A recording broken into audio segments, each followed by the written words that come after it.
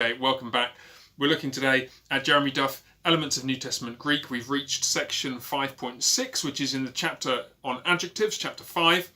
And we come today to a couple of irregular adjectives, polus and megas. Now, you might think irregular adjectives, more bad news. Yeah, okay, they're irregular, not as easy as if everything were nice and smooth and regular, but actually it's not as difficult as you might think, and I want to give you today a couple of thoughts. Firstly, about how to remember the words themselves, which is really easy, and then how to remember what the irregularities are and to make sense of the table in Duff's book on page 60. So first, let's think about the adjectives themselves. Polus, meaning many or much. Well, anything in English with a pol or a poly or a polar, I guess that's the poly, comes from polar, doesn't it?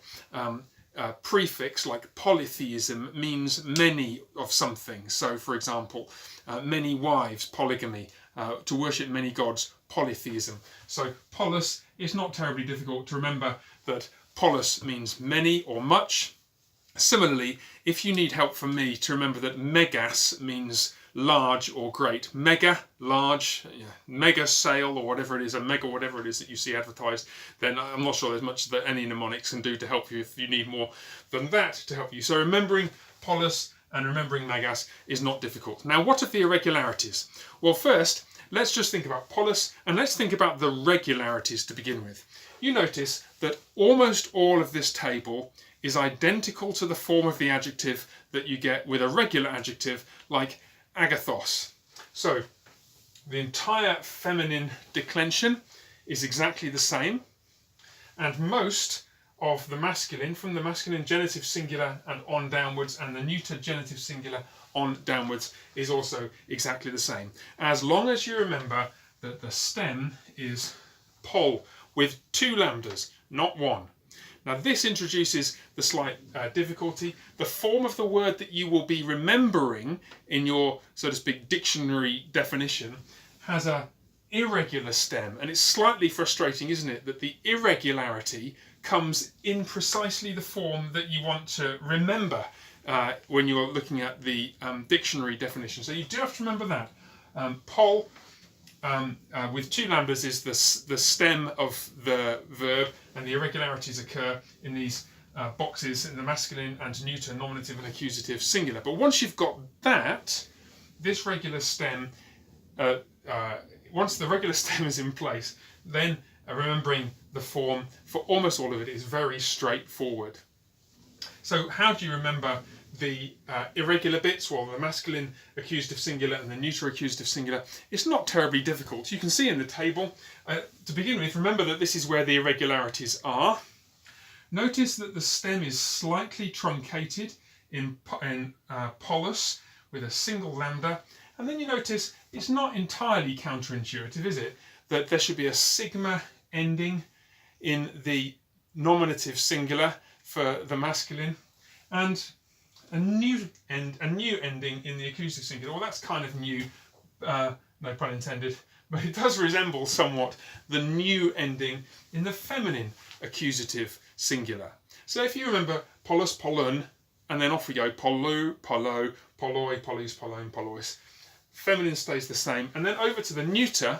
Well, again, you've got the same slightly strange vowel, the upsilon, instead of an omicron here.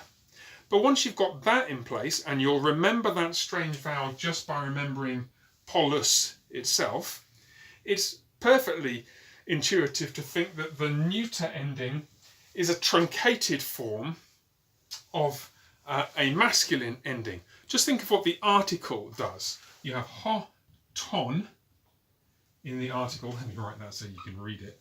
Oh dear, my writing. Ton. And in the neuter, you have to. Actually, it's the same in the nominative and the accusative, of course. And what you've done, you truncate the article, get rid of the end, the final letter, to give you the article in the neuter. Put that back, lest we get confused. Well, you do the same with the ending of polus. It goes to polu, polu, and then polu, polo, polo, pola, pola, remembering that's the, again, totally standard nominative and accusative plural ending of nouns and adjectives. Okay, so that's with Polus. Megas does pretty much exactly the same thing. So let's just get rid of some of these and we can just scribble some things in. So megas with the strange alpha here, but megas and megan, sigma and nu, as you'd expect. And then over in the neuter, the irregularity arises as before, simply from the act of truncating the ending from the masculine. Let me write this in for us. Megas, megan, and then mega, mega. So there's the irregularities. What's the stem you need to remember here? Well, again, the stem in the irregular portion is a slightly irregular version of the actual stem of the word. Megal is the stem of megas, and it's that which is then replicated all the way down the table. So megaloo, megalo, megaloi, megalus, and so on. Megalaire, megalen, megales, megalaire, mega, mega, megaloo, megalo, megala, megala. Let me write that in. Megala. And what sometimes people will do when they get this wrong is they will confuse this alpha ending with this alpha ending. You can easily see how that would happen, wouldn't you? Somebody who's thinking, oh yeah, if it's neuter and it has an alpha ending, it's nominative or accusative plural. Well, yes, it is if it uses the regular stem. But if it's got the truncated stem, then it belongs up here in the little dashed blue box, nominative, accusative, singular with the irregular ending. So finally then, how are you going to remember this stem of the verb? Well, how to put this politely? If verb, did I say verb? This adjective. How am I going to put this politely? If you come from England, where we have all kinds of euphemisms for bathrooms and toilets, then the idea of a megaloo, that is a very large toilet, will amuse your little brothers and sisters just as it amuses my kids when we were learning this. If you don't, I don't know how you're going to remember it. Megaloo will be, well, sure you can come up with something to help you remember. But that's the stem of megas. Megas, megan, megaloo, megalo, and so on. Okay, well that'll do for now. That's section 5.6. Remember, keep going 20 minutes a day, 30 minutes a day, 5 or 6 days a week, and we will have you reading the New Testament in Greek in no time at all. Bye for now.